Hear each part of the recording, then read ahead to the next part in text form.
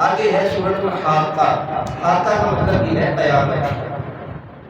اور اللہ عز و جل نے یہ بھی مکی صورت ہے، اس کی رکوع 2 ہے اور آیات کی تعداد ہے 52. الحاقہ اور حق ہونے والی ہے. مل حاقہ، تم کیا جانو کہ حق ہونے والی چیز کیا ہے؟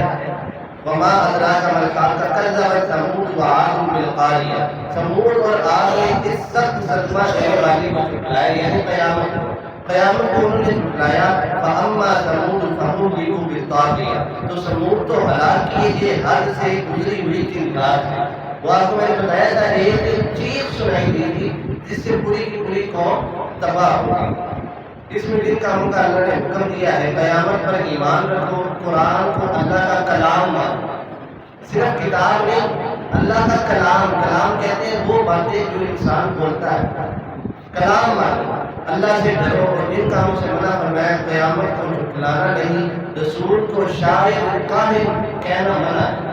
اس میں وہ الفاظ ہے کہ جو کفار مکہ کے حضور علیہ السلام کو کہتے تھے کہ آپ شاعر ہیں، آپ شاعری لکھ کر لاتے ہیں اور ہمیں کہتے ہیں کہ اللہ کا کلام ہے. اور کاہن کہتے ہیں جادوگر. آج کی پوجا کرنے والے جو جادوگر ہیں ان کو کہتے ہیں. تو کفار کو منع کیا کہ میرے معبود کو ان ناموں سے نہ پکارو، بلکہ یہ اللہ کے رسول ہے. اس میں اہم مضامین ہے قیامت کی ہولناکیاں.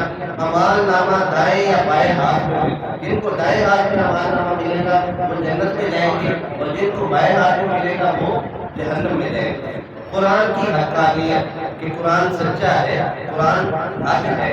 اور یہ اللہ نے واضح پہلی صورت میں بھی فرمایا کہ ذالک الکتاب لا ریب فیہ، کہ یہ ایسی کتاب ہے جس میں کسی قسم کا شک و شبہ نہیں.